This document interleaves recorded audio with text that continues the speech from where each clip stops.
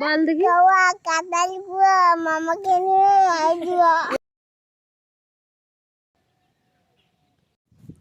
Good morning, আরও একটা নতুন ভিডিওতে সকলকে অনেক অনেক আন্তরিক স্বাগতম। আর আজকে হচ্ছে ডিসেম্বরের 19 তারিখ। তো আমি এসেছিলাম রাস্তার দিকে, সঙ্গে মেয়েও ছিল, কিন্তু মেয়ে এখন ওর মামা মাসিরা এসেছিলো, তো ওই জন্য ওদের সঙ্গেই গেছে। আর আমি একটু রাস্তার দিকেই ছিলাম, রাস্তায় ভীষণ হাওয়া, তো ভাবলাম ওদের সঙ্গে যাচ্ছে যাক। আসলে গেছিলাম হচ্ছে আমাদের ঘরে কোনো নেট পাওয়া যায় না, মানে নেটওয়ার্ক আর কি, তো ভিডিও আপলোড করাই যায় না। সারা রাত ধরেও যদি বসিয়ে রাখি ভিডিও আপলোড হবে না, তো একমাত্র রাস্তার ওই কোনাটায় গেলে মানে নেটওয়ার্ক পাওয়া যায়। তো যাই হোক, ওই জন্যই আর কি ওখানে আপলোড দিতে গেছিলাম, একেবারে দুটো ভিডিও আপলোড দিয়ে নিলাম। আর এই দেখুন, এখানে ঠাম্মারা কিন্তু ধান ঝাড়ছে, ধান ঝাড়াইয়ের কাজ চলছে। আমি আর কথা বললাম না, কাজে ডিস্টার্ব করলাম না। এখন যাচ্ছি বাড়ি, মেয়েটাকে খাওয়াবো।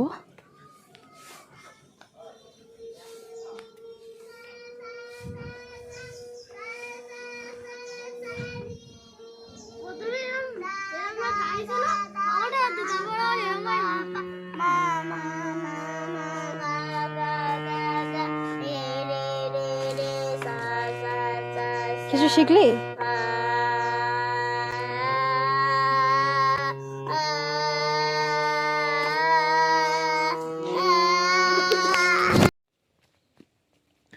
অনেকখানি বেলা হলেও এখন কিন্তু কুয়াশা কাটেনি। আমরা এখন যাচ্ছি এই দিকটায়।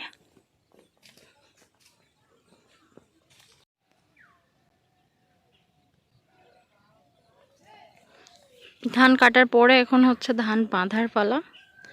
ওই যে বিচালি বাঁধছে সব।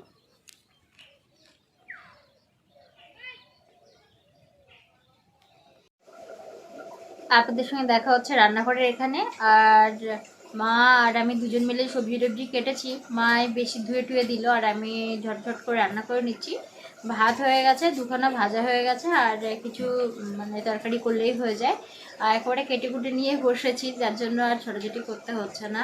আর মা গেছে ঠাকুর ঘরে, আর বাবা আজকে কোথাও যায়নি। বাবা বাগানে ওই নেট টেট লাগাচ্ছে, কেননা বাগানে যে সবজি হয়েছে, তো ছাগল টাগল ঢুকলে ক্ষতি হয়ে যাবে। তো ওই জন্য বাবা ওদিকটায় নেট লাগাচ্ছে। সামনের দিকটায় এসে দেখলাম নেট লাগিয়ে দিয়েছে, আর ওদিকটায় আবার লাগাচ্ছে।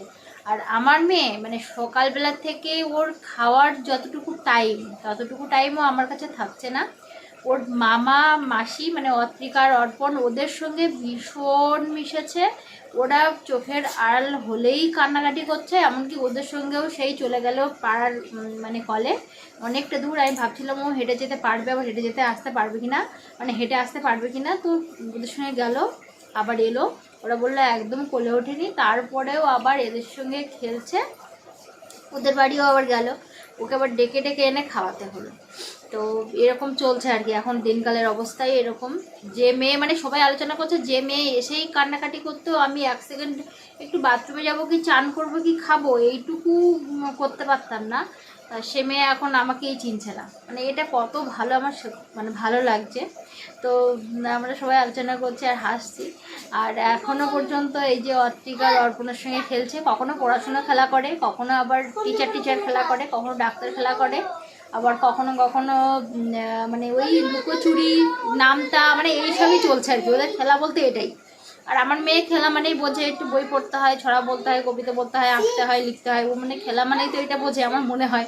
কেন ওই বয়সের মানে পড়াশোনার প্রতি কেন এত আগ্রহ, আমার মনে হয় ওটাও খেলার ছলেই নেয়, মনে করে এটাই আমার খেলা আর কি।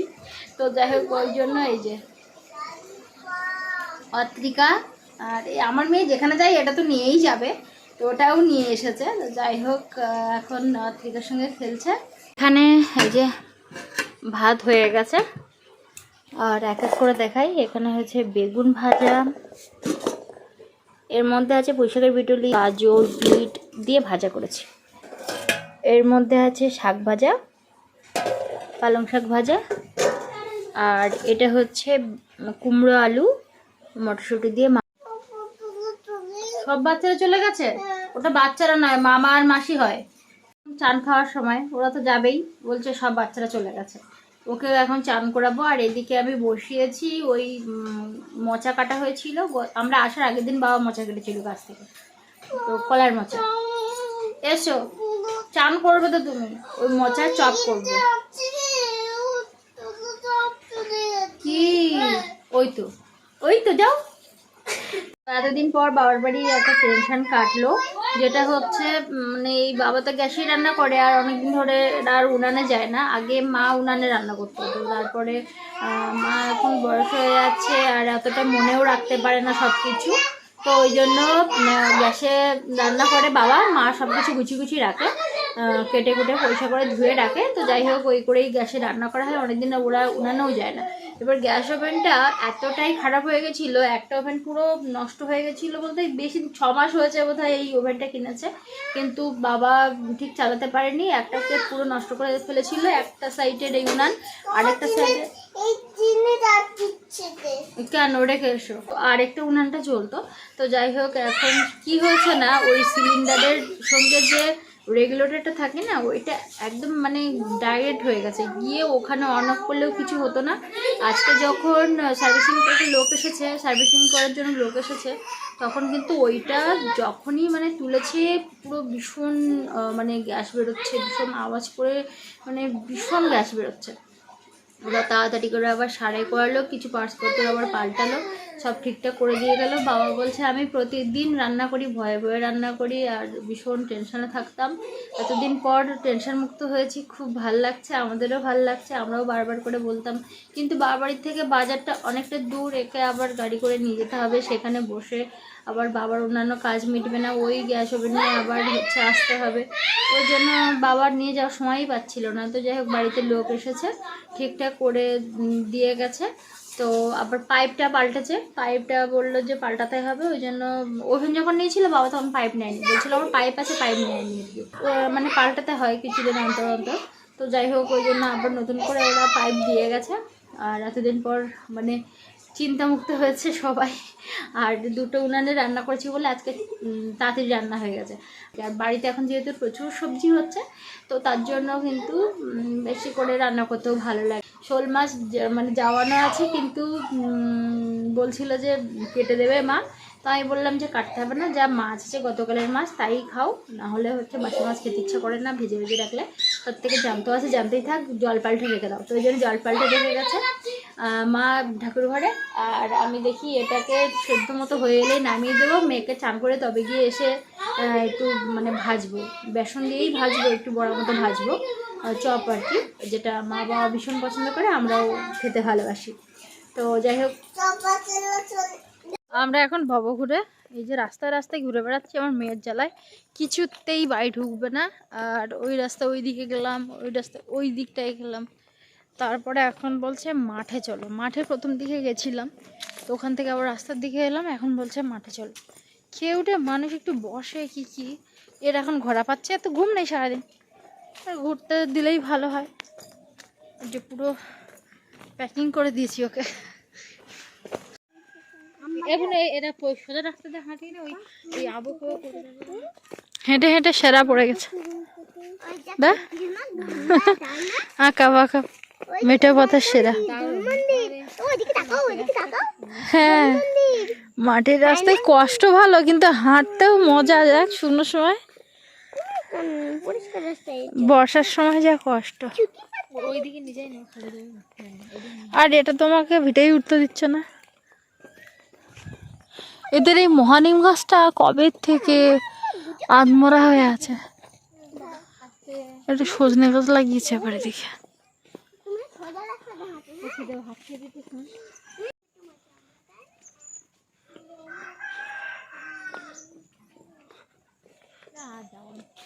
আর যাস না, চলে এইসব জায়গায় আগে মানে এত চওড়া ছিল না রাস্তা, তাই না? এটা কি রে?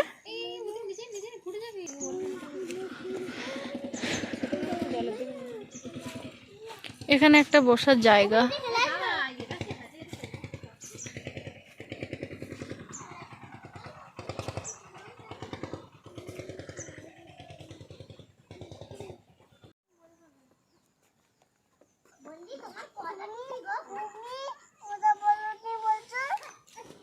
মজা সকল সময় পড়তে হয় না।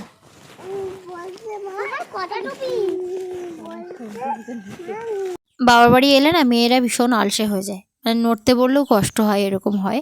তো যেহেতু মা অনেক কাজ করে দেয়, তার জন্য অনেকটাই আমার মানে কাজ এগিয়ে যায় এখানে এসে। তো রান্নাবান্নাটা একটু যা করি, তো যাই হোক রান্নাবান্না হয়ে গেছে, খাওয়া দাওয়া হয়ে গেছে, ভেবেছি তাহলে হচ্ছে মানে একটু শোবো, ঘুমোবো, মানে দুপুরের টাইমটা একটু আলসে হয় মনটা আর কি, মনে হয় একটুখানি শুয়ে বসে থাকি।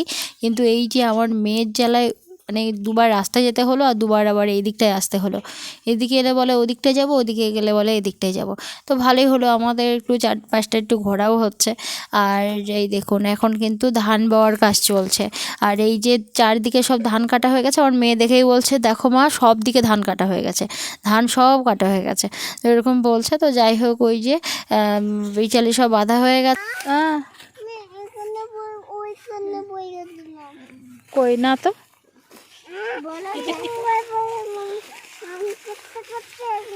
এখন দুই দিক দিয়ে আর মানে বিচালি এনে এনে ওইভাবে উঁচু করে বোঝা বাঁধা হবে।